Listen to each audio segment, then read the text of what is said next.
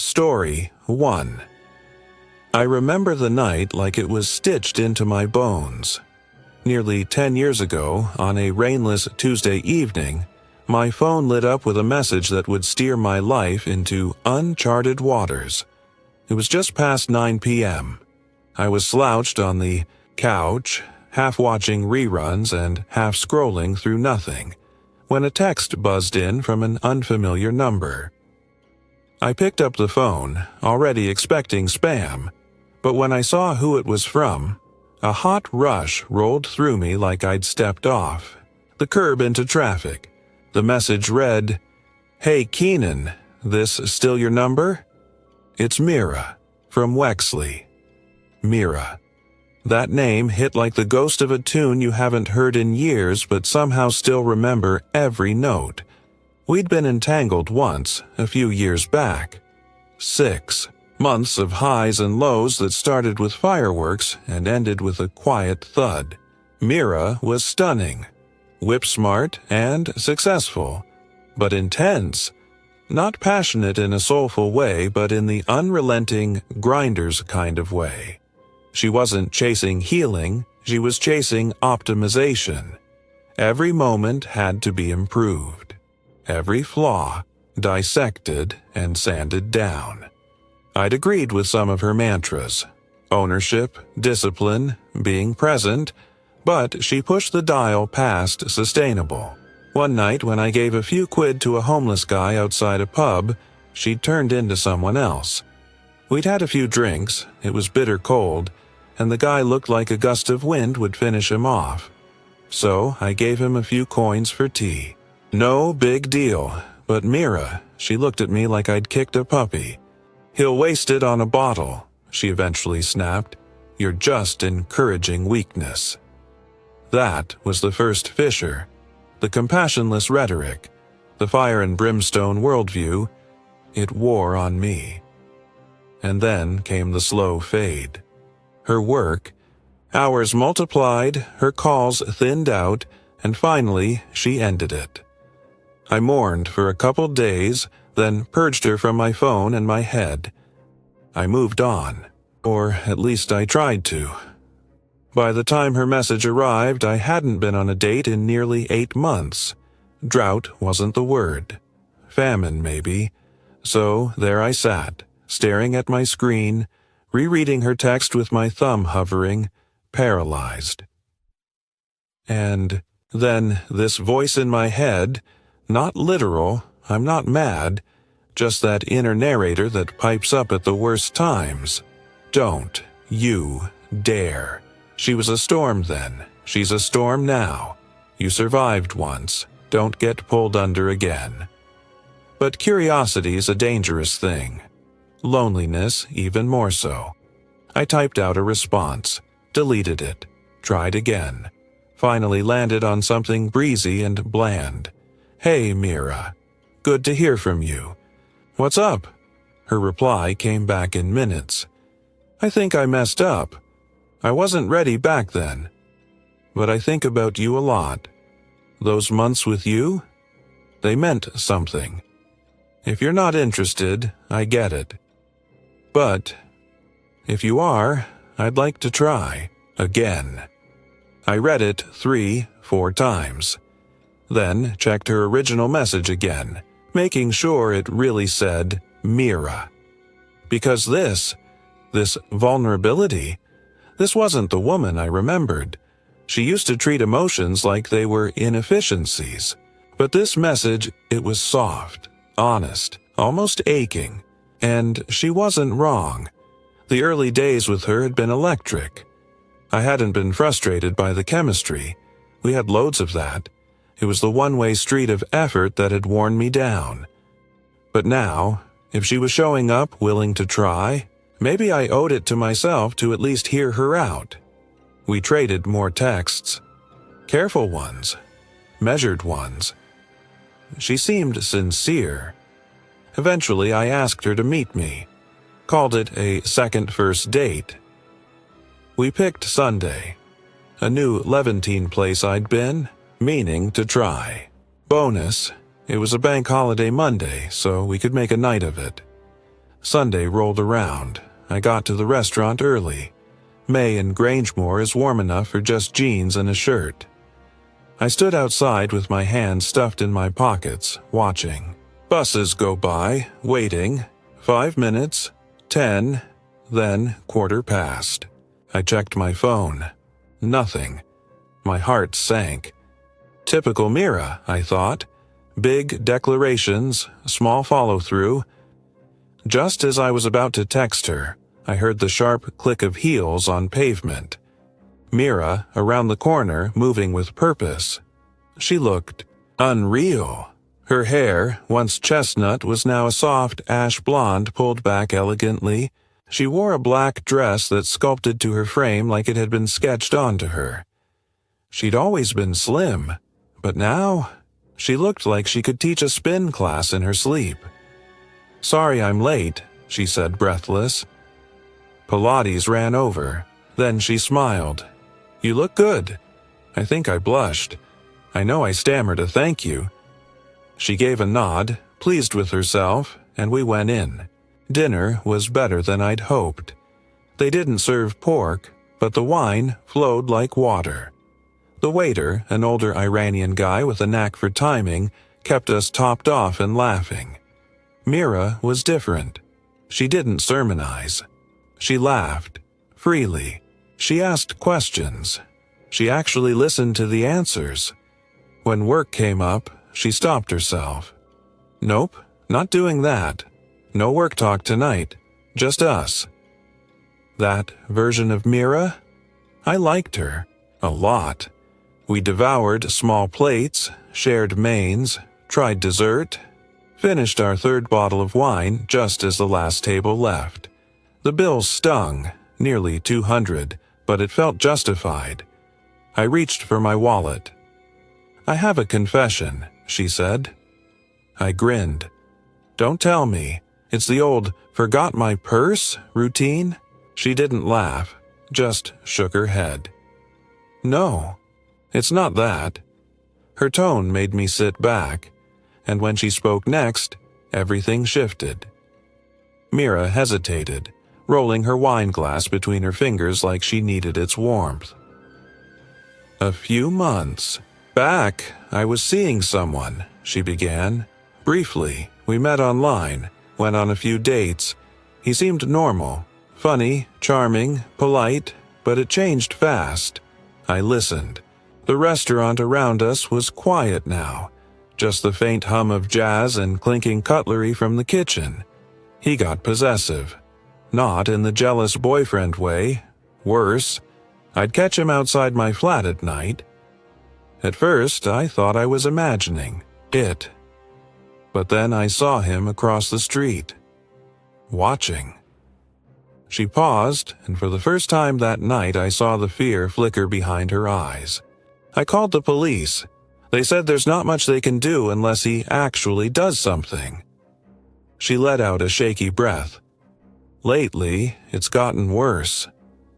I nodded, quiet, giving her space. Then came the real ask. "Would you come back to mine? Just for a drink?" "Not for that. Just to make sure he's not waiting outside. I'd feel better with someone there." I should have said no.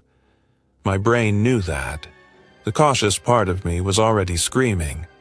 But the wine fogged. The warnings and something in her voice, the way it cracked when she said waiting, made it impossible to walk away. I agreed. We called a cab. The waiter, bless him, let us wait inside. About 10 minutes later, a plain black van pulled up. Nothing flashy. The driver, tall, bearded and friendly, slid the side door open and said it was the last available ride they had.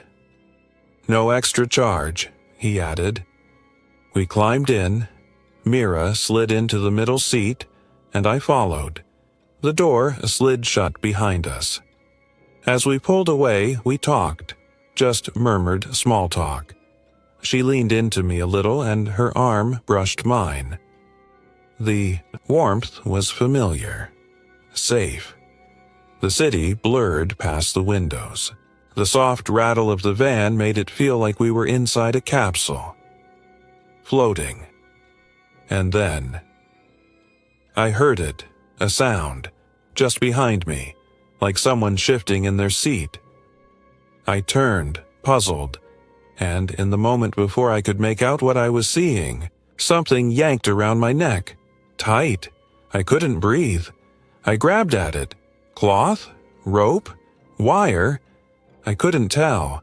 My fingers clawed at it, but the pressure didn't stop. My lungs burned. My vision swam. Then, darkness.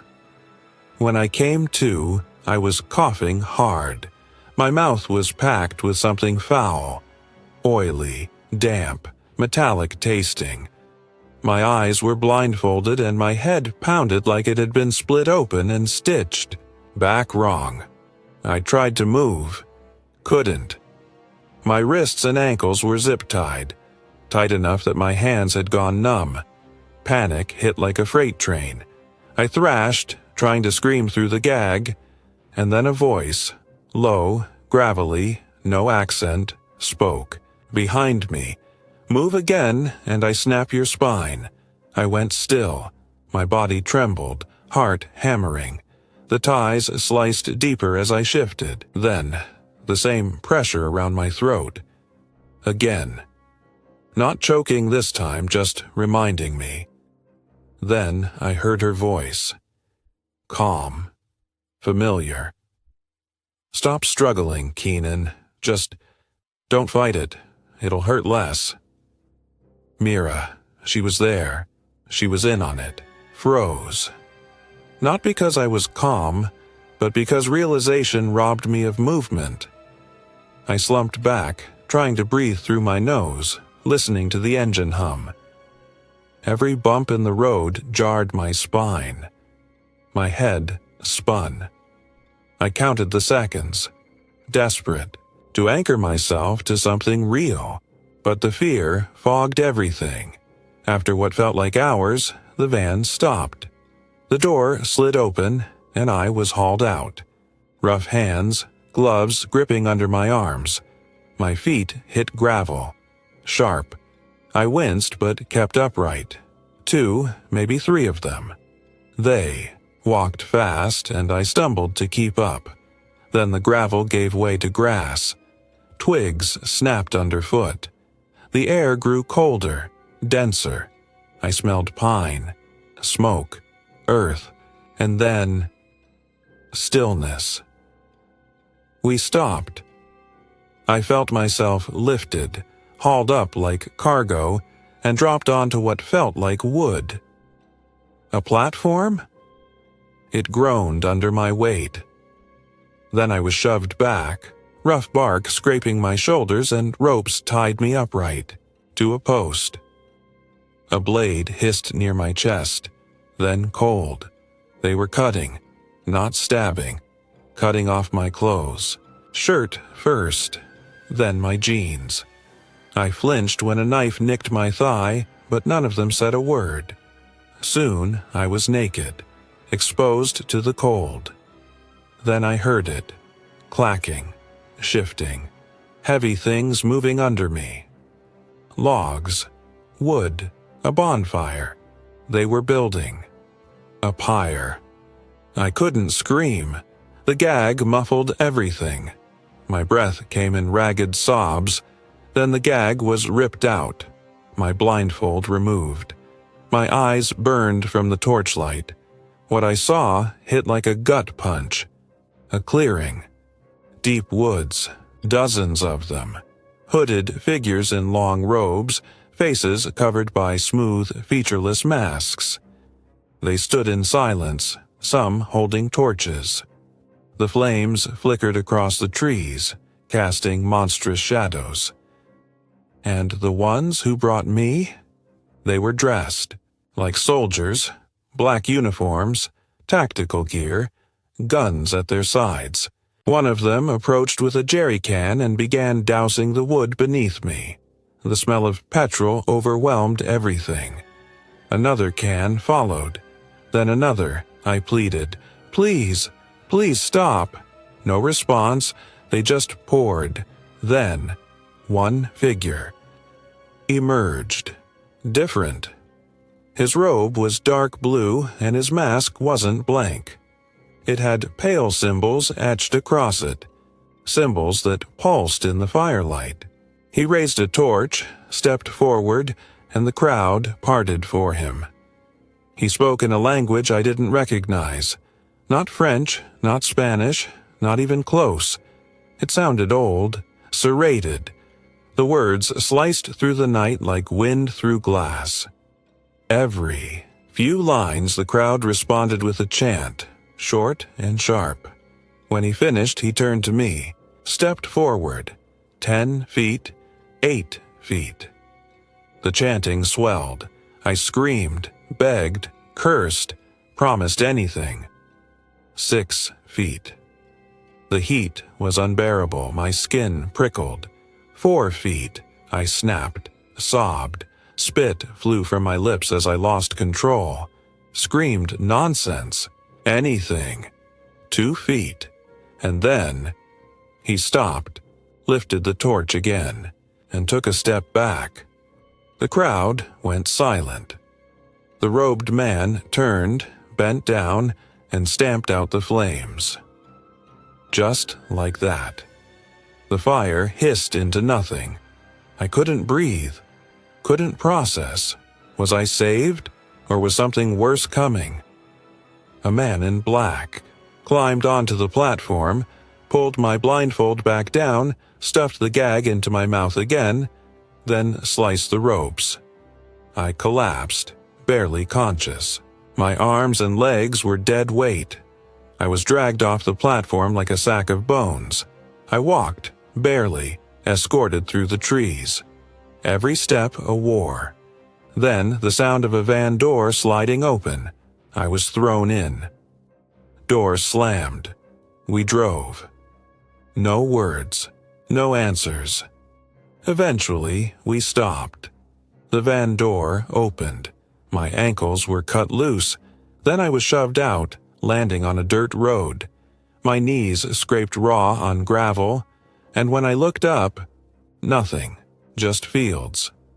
Silence. They'd left me. Naked. Zip-tied. Alone.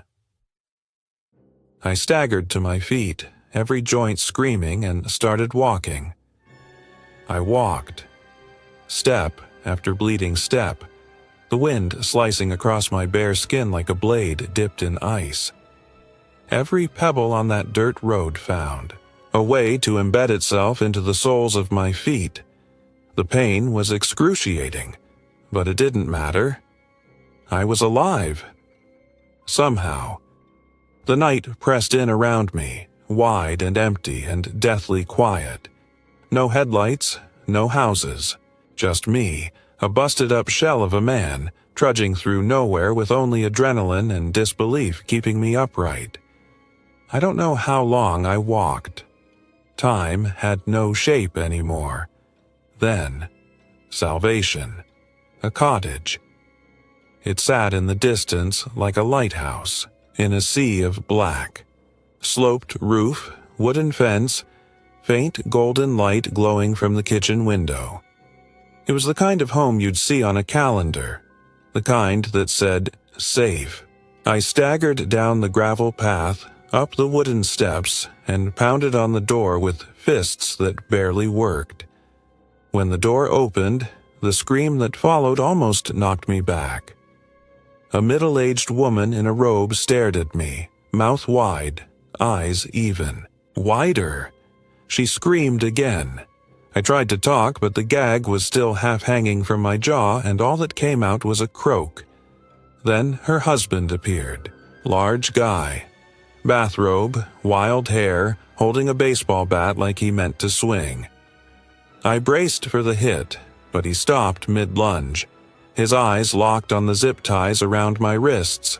The bruises, the blood, the rawness of it all. His bat lowered.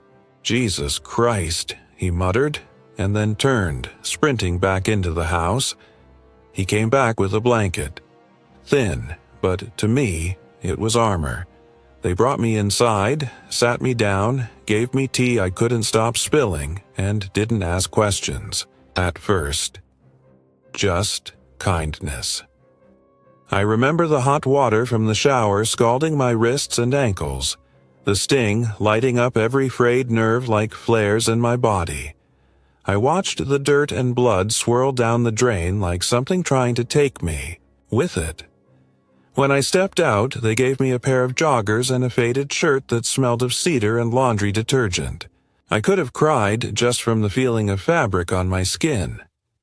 Then the police arrived, a single officer. Young, with a weary face and a voice that said, "I've heard too many stories." I sat in the couple's kitchen, hands shaking, and told him everything. The dinner, the van, the cult, the fire, Mira. He took notes, then paused, tilted his head. "How much did you drink that night, sir?" 3 bottles between 2 people, I said.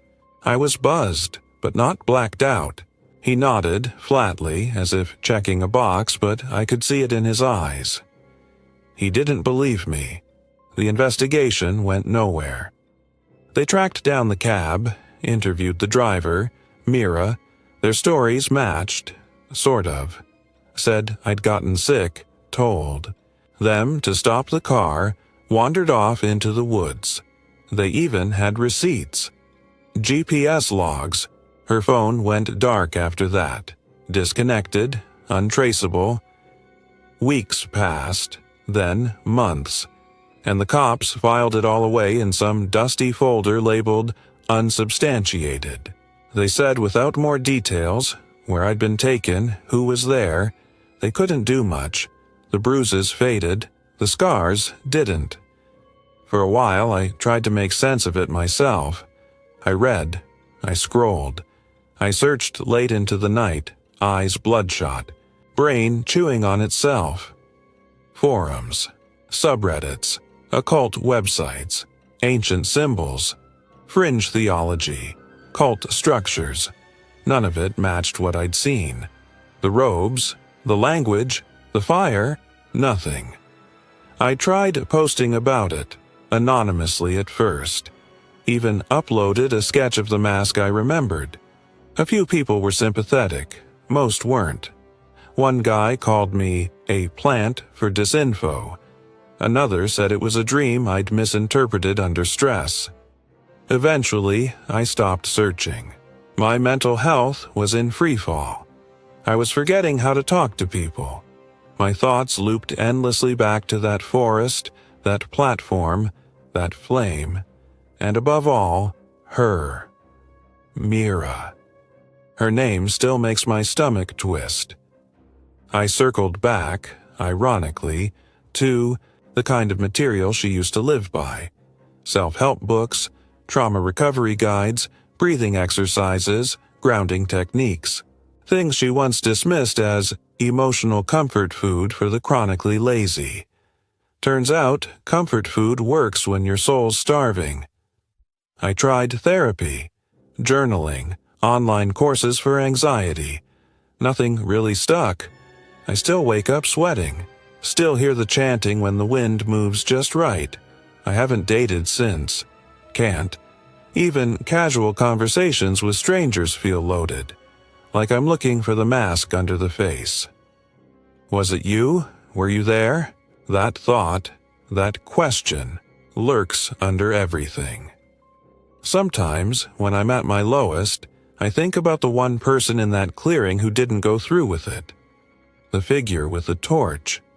They held my life in their hands. And for whatever reason, hesitation, mercy, chaos theory, they chose not to light the fire. Sometimes I think I owe them everything. Other times I hate them more than anyone, because they didn't save me. They left me. Half alive, hollowed out, wandering with a story that sounds like madness. One no one believes, not fully. That night didn't end with fire, but it never ended at all. Story 2. We met through an app, the kind of brightly colored interface that promises you real love if you just swipe enough. His name was Callum, and back then he felt like a breath of clean air in a room I'd stopped believing had windows. His profile photo was cinematic, standing beside a rust-red Ducati, leather jacket unzipped, helmet under one arm, that smile tilted just enough to seem dangerous and thoughtful at once. I'd just turned 24. Had a job in mid-level advertising, owned a nervous terrier named Jasper, and was so tired of flaky charmers and half-hearted you-up. Messages. Callum messaged first. "You seem like someone worth knowing. Coffee?" We met the next day at a little cafe just off Elston Street. He was punctual, polite, and radiated that quiet confidence you don't often find outside novels or dream sequences. He drank his coffee black, asked about my parents, my job, even Jasper's breed, and he listened. I mean, really listened. When I mentioned I liked Fleetwood Mac, he nodded like he'd already queued up their discography. He told me he worked as a motorcycle mechanic and had a sister he adored. He walked me to my car afterward and kissed me. Not aggressively, not hesitantly. Just the right kind of gentle. That night, I went home humming. For the first few months, it was magic. Texts in the morning. Surprise dumplings when I was stuck working late. Thoughtful little gestures. A playlist of my favorite indie bands. A notebook with a gold-embossed Dream Bigger on the cover. Even a tiny ceramic figurine that looked uncannily like Jasper. Weekends turned into movie nights. Long drives. To the coast, and quiet hours where he'd just sit beside me on the couch, fingers tracing my knuckles like he was memorizing them. I remember thinking, so this is what it's meant to feel like. But by month 6, shadows started to creep. At first, it was questions, casual on the surface but sharp underneath. Who's going to be there? You always hang out with Kara. Has she ever had a thing for me? You didn't answer for an hour. Everything all right? At first, I chalked it up to concern, but his tone? That was something else. Not worried, possessive, measuring. Then, he started appearing. At my work, at bars where I'd said I might be, always just outside, leaning on a wall like he belonged in the shadows. "Thought I'd surprise you," he said once, as if that explained how he'd known exactly where I'd be. And the smile, that same smile I'd fallen for, started feeling like a mask. By month 8, things had turned dark. Arguments over text delays, sulking when I saw my male friends. His voice got low during fights, tight like a lid on a boiling pot. One night, after I told him I needed breathing room, he grabbed my wrist, not bruising but enough to freeze me. "You don't get to walk away from this," he said. Quiet, but razor sharp. I locked myself in the bathroom and waited. He left. The next day, flowers arrived at my office. "I'm sorry," the card read. "I just feel too much." I wanted to believe him. But something inside me knew this was only going to get worse. So I ended it. 9 months in, at my apartment. I'd practiced the words a dozen times. "This isn't working, Callum. I'm done." His face didn't twist or cry. It just went blank. Flat. Like he'd been unplugged. He stared at me for a full minute, then laughed, dry, quiet, and said, "No, you're not." And he walked out. Just like that. I locked the door and thought that was the end. It wasn't. The next morning, the messages started. "Miss you. This is a mistake. We're not over." I blocked him. He found new numbers, then notes, scrawled, and jagged, started appearing under my windshield wipers. One just said, "Please." Another was a crushed rose, bruised as if he'd squeezed it to death before setting it on my doorstep. Then I began seeing him. At the corner store. At the dog park. Across the street from my office, leaning against that Ducati like some sentinel who'd never learned to blink. He'd leave when I told him to. Slowly, but with that same tilted smile, that "I could get to you if I wanted to" look. I told the police. They said he hasn't made a direct threat yet. Try for a restraining order. Keep evidence. So, I did. Bought pepper spray, started keeping my keys between my fingers when I walked to the car, slept with a baseball bat under the bed, told my mom everything, every scary, awful detail. She wanted me to move in with her, into her little bungalow near the river. I said no. I wasn't going to let him scare me out of my life. But I was scared. Then came the call. It was a Tuesday, late afternoon. I was at my desk pretending to care about spreadsheets when my phone buzzed with a number I didn't recognize. I answered. "You took something from me," he said. "Now I'm going to take something from you." The line went dead. I didn't even breathe. Just grabbed my keys, ran from the office, and dialed my mom. "Lock the doors," I said.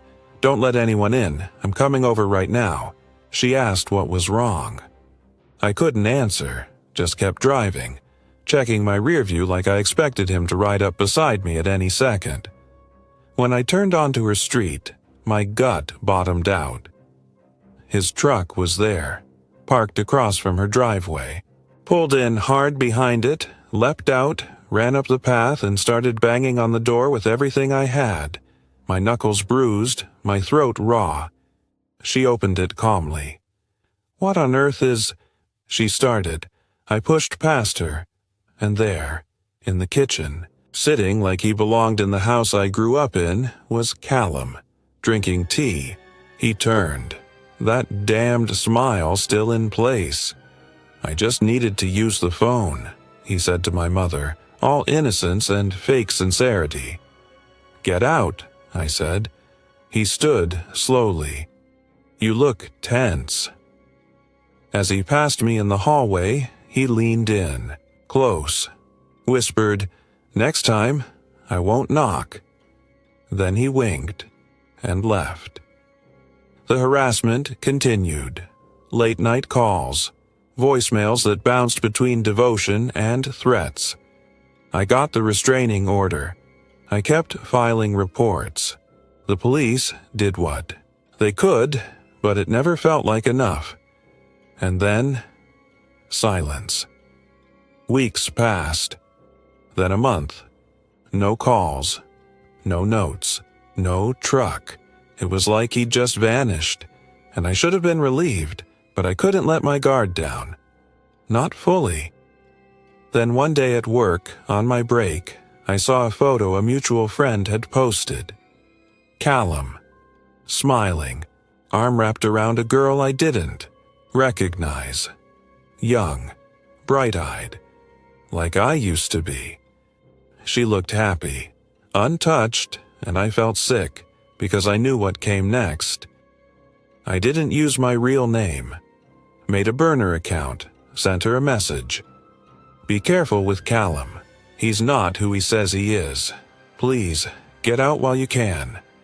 I never checked if she replied. Deleted the account. Logged out. Maybe she believed me, maybe she didn't. But at least I tried. Now I keep my windows locked. Sleep with one ear open. I still check under my car before I get in. Still glance across the street if I catch a shadow that lingers too long, because men like him don't forget. They just wait. Story 3.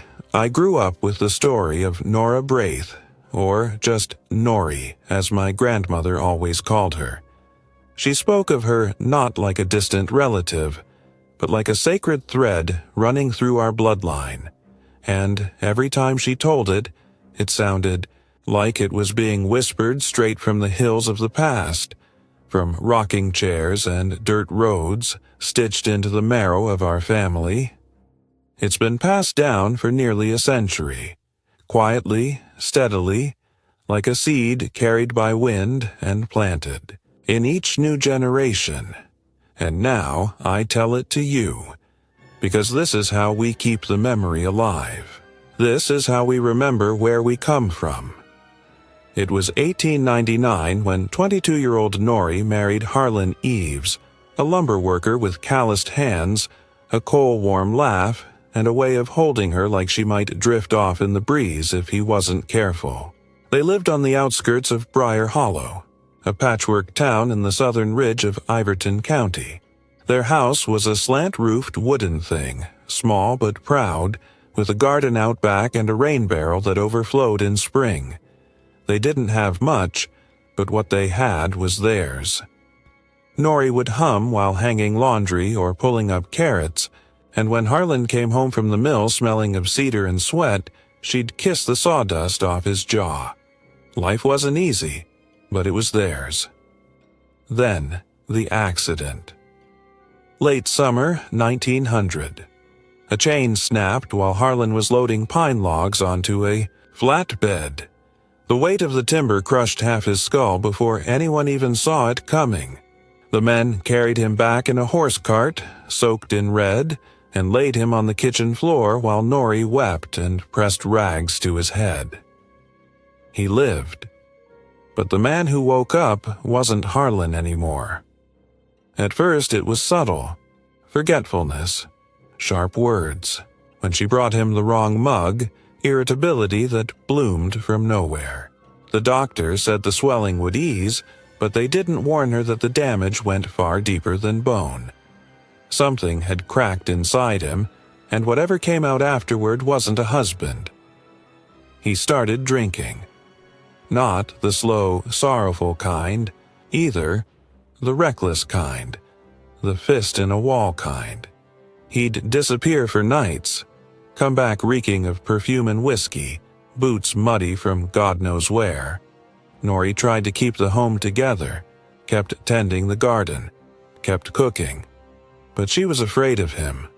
Everyone in Briar Hollow knew Harlan had changed. He got into fights. He started robbing folks at the edge of town, drunks, travelers, even a storekeeper once. It became legend. The bruised mill hand who'd gone from church bell to shotgun. And yet, she stayed. Until one winter night in 1901 when she couldn't anymore. Harlan came home with blood on his shirt, knuckles split open, rage foaming off him like steam off a river. "Where's supper?" he slurred. "I didn't know if you were coming home," she said gently. He snapped, grabbed her by the hair, slammed her head against the wall, then dropped her like a sack of meal. She saw stars, then blood, then the wooden floor up close. He didn't even look back. That night, as snow drifted across the shutters, Nori pressed her fingers to her swelling face and decided she was leaving. At dawn, while Harlan snored like thunder in their bed, she gathered what she could. 3 dresses, a shawl, some coins, hidden in the lining of a flour sack. She slipped out the back and walked, just walked, through snow, past fields, beyond where anyone knew her name.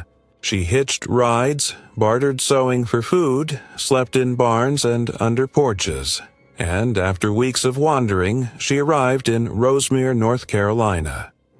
A slow, breathing place with a red brick church and a slow river threading past it. That's where she met Reverend Elias Quinn.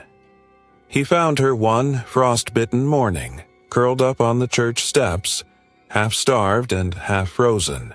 He didn't ask questions, just picked her up, gave her soup, and let her rest. She told him her story in broken whispers over the course of weeks. He let her stay in a room off the back of the parsonage. Soon she was helping with services, folding, hymnals, sweeping the floors, growing flowers in the window boxes. They grew close, quietly, carefully. He was kind, steady, a man who didn't flinch when she cried or look away from her scars. But Nori was still married, and Elias was still a man. Of vows. "I won't be the one who breaks what's already broken," he told her once, and she understood, even if it hurt. So she fought for her freedom the right way. She wrote letters to lawyers, scraped together affidavits, gathered testimonies from folks back in Briar Hollow. It took over a year. But in the spring of 1902, a circuit judge in Pineburg declared her marriage to Harlan null and void. She was free. That summer, Nori and Elias were married in the same church where she'd once slept curled in a blanket.